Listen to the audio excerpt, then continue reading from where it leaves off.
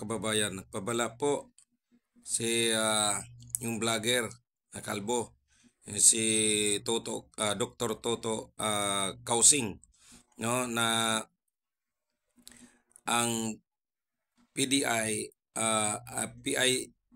PDI Bank, yan, PDI Bank, no, ay na-hack ang pera, no, nakuhanan na ng pera.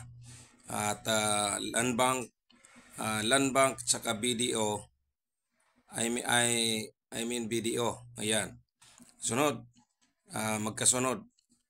So nagpabala po si Dr. Toto Kausing na i-withdraw na ninyo ang inyong mga pera sa bangko kasi malilimas talaga ang pera ninyo sa bangko dahil kay PBBM daw at kay Tambaloslos, no? Kay Romualdez. Yan ang nababanggit po nila, no? Nababanggit po niya kay Dr. Toto Kausing. So, isa po siyang sikat na vlogger. And then, pangalawa,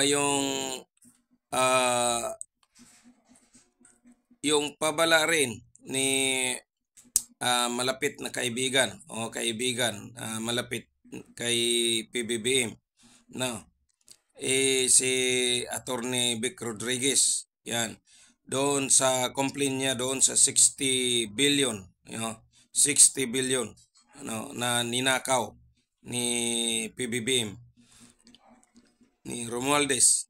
So please lang mga kababayan, kung sino yung may pundo sa bangko, nakaimpok doon sa bangko, no, withdrawin na ninyo.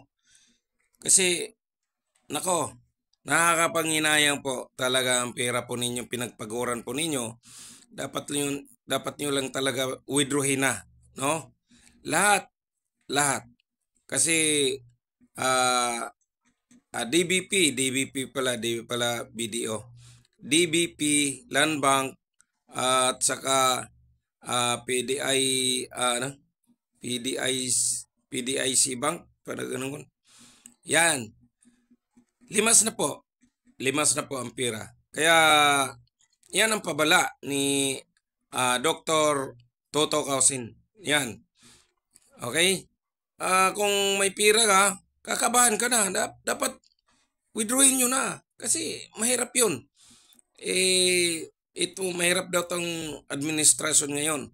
Kasi lilimasin daw talagang lalo na sa mga nakaupo daw na nasa mga politiko, no? Mga politiko nakaupo ngayon. Grabe po talaga, laganap po talaga daw ang corruption. Yan. So please daw withdrawin nyo na. Pabala niya. Ako tumulong lang ako, pabala lang din. Tumulong lang din ako na nagpapaalala sa inyo. Kasi ayon sa napanood ko, no, sa vlogger, sikat na vlogger na si Dr. Toto Kausing at kay malapit na kaibigan ni Bangag Marcos. Kaya please lang